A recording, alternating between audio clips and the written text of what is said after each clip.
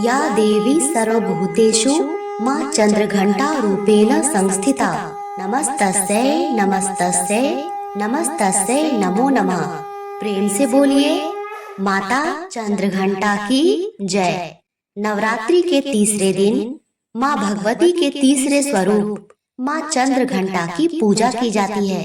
देवी पुराण में वर्णित है, माँ चंद्रघंटा की पूजा करने और उनकी कथा सुनने मात्र से व्यक्ति के जीवन से सारे दुख कष्ट समाप्त हो जाते हैं। निर्धन को धन मिलता है, निपुत्र को पुत्र रत्न की प्राप्ति होती है, व्यक्ति की सारी मनोकामना पूरी होती है।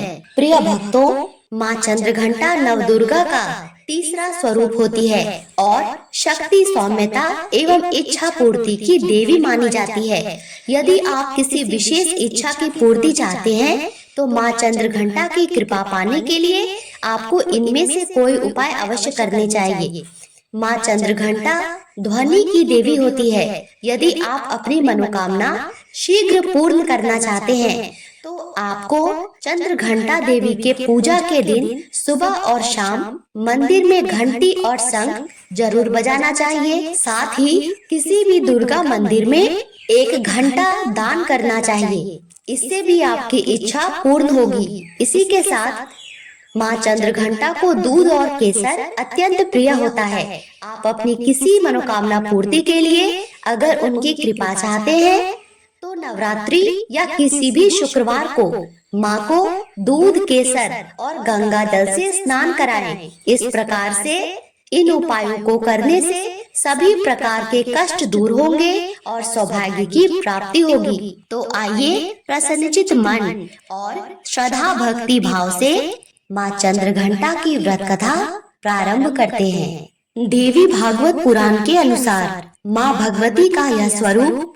परम अलौकिक और दिव्य है। माँ के मस्तक पर घंटे के आकार का अर्धचंद्र है, इसी कारण देवी का नाम चंद्रघंटा पड़ा है। इनके शरीर का रंग स्वर्ण के समान चमकीला और देवी का वाहन सिंह है।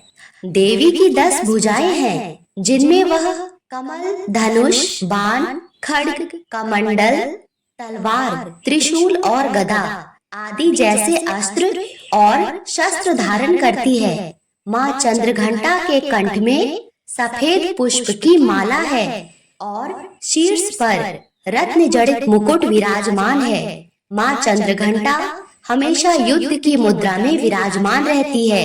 मान्यता है कि देवी के इस रूप की पूजा करने से भक्तों को न केवल अलौकिक शांति प्राप्त होती है, बल्कि इस लोक में और परलोक में भी परम कल्याण की प्राप्ति होती है। पौराणिक कथा के अनुसार एक बार महिषासुर नाम के एक दैत्य ने स्वर्ग लोक पर आक्रमण कर दिया और उसने देवराज इंद्र को युद्ध में हराकर स्वर्ग लोक पर अपना अधिकार कर लिया।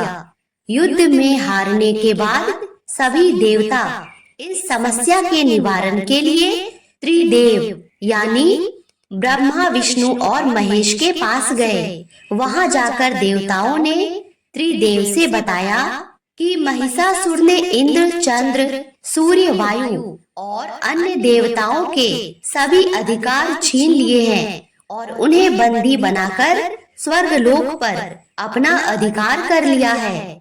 महिषासुर के अत्याचार के कारण देवताओं को अब धरती पर निवास करना पड़ रहा है। देवताओं की यह बात सुनकर त्रिदेवों को अत्यधिक क्रोध आ गया।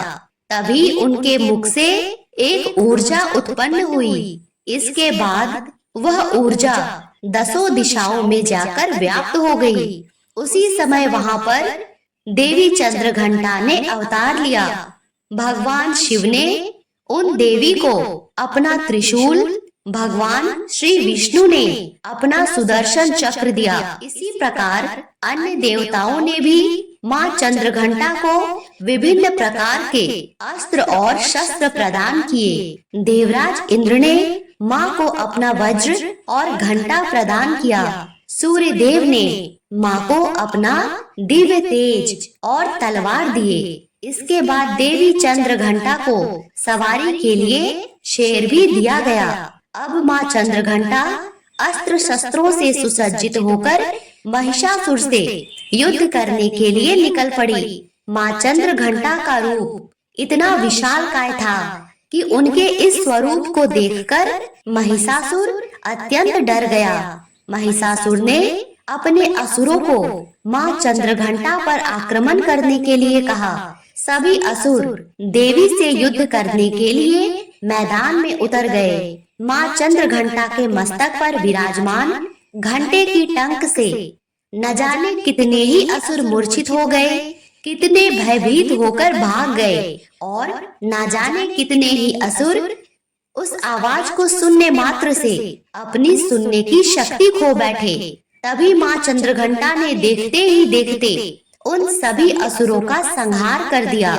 महिषासुर अपनी पूरी ताकत के साथ देवी के साथ युद्ध करता रहा और अंत में देवी ने महिषासुर का भी वध कर दिया।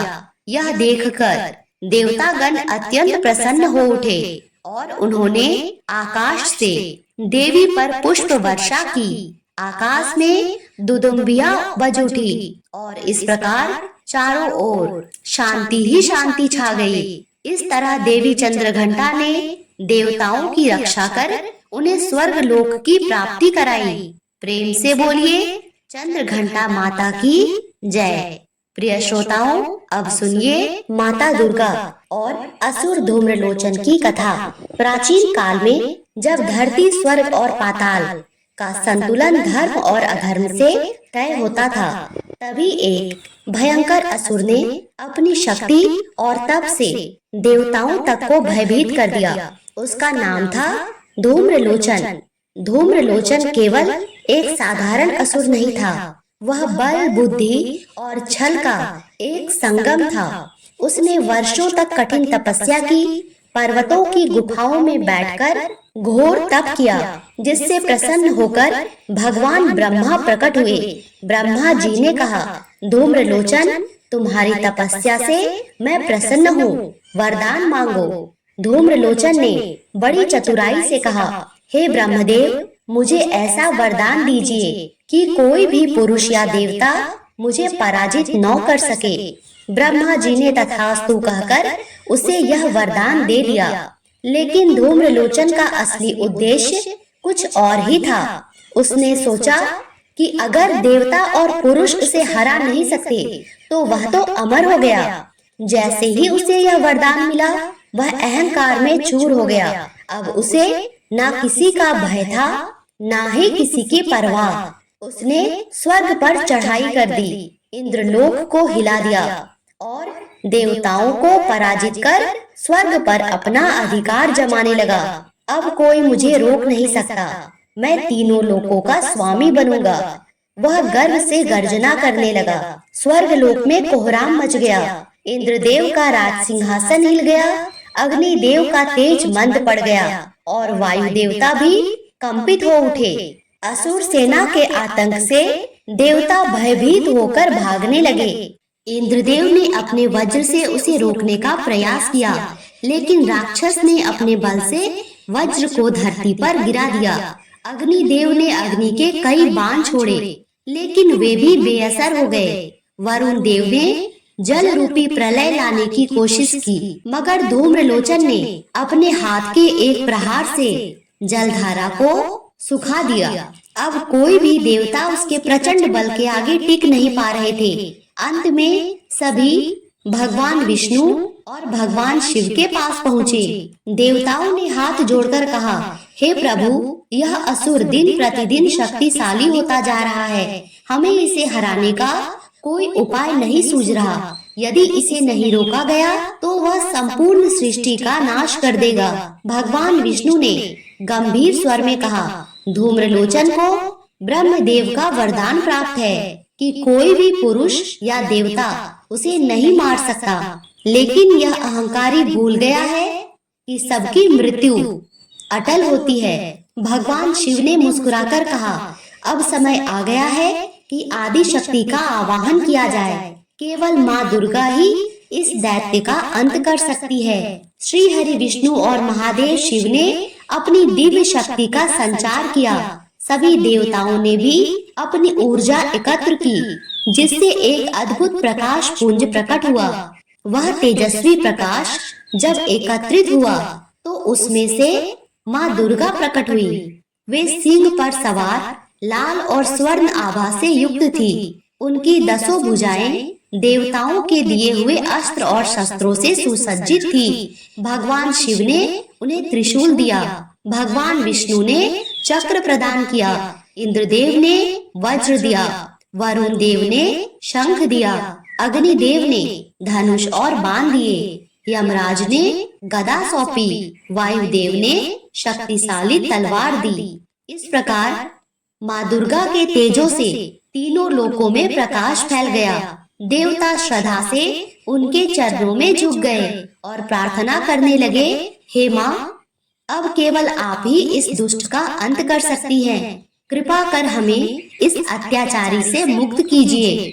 माँ दुर्गा ने मंद मुस्कान के साथ कहा, अधर्म का अंत तो निश्चित है। अब इस राक्षस की मृत्यु का समय आ गया है। इसके बाद माँ दुर्गा ने सिंह पर सवार होकर धूम्रलोचन के खिलाफ युद्ध की घोषणा कर दी। जब असुरों ने माँ को देखा तो वे अचंभित रह गए। धूम्रलोचन ने पहले भगवती माँ को चुनौती दी, फिर उन पर आक्रमण कर दिया, लेकिन माँ दुर्गा की एक हुंकार मात्र से ही वह जलकर भस्म हो गया। यह कथा हमें सिखाती है कि जब कोई अत्याचारी अहंकार में चूर होकर अधर्म की राह पर बढ़ता है तो माँ दुर्गा की शक्ति उसका संहार करती है। और जब भी कोई भक्त माँ दुर्गा के आगे किसी भी प्रकार की प्रार्थना करता है तो माँ दुर्गा उस सच्ची प्रार्थना को स्वीकार कर उसकी इच्छाएं पूर्ण करती है। सच्चे भक्तों की रक्षा के लिए माँ दुर्गा सदा उपस्थित रहती है। प्रेम से बोलिए, भगवती दुर्गा माँ की जय।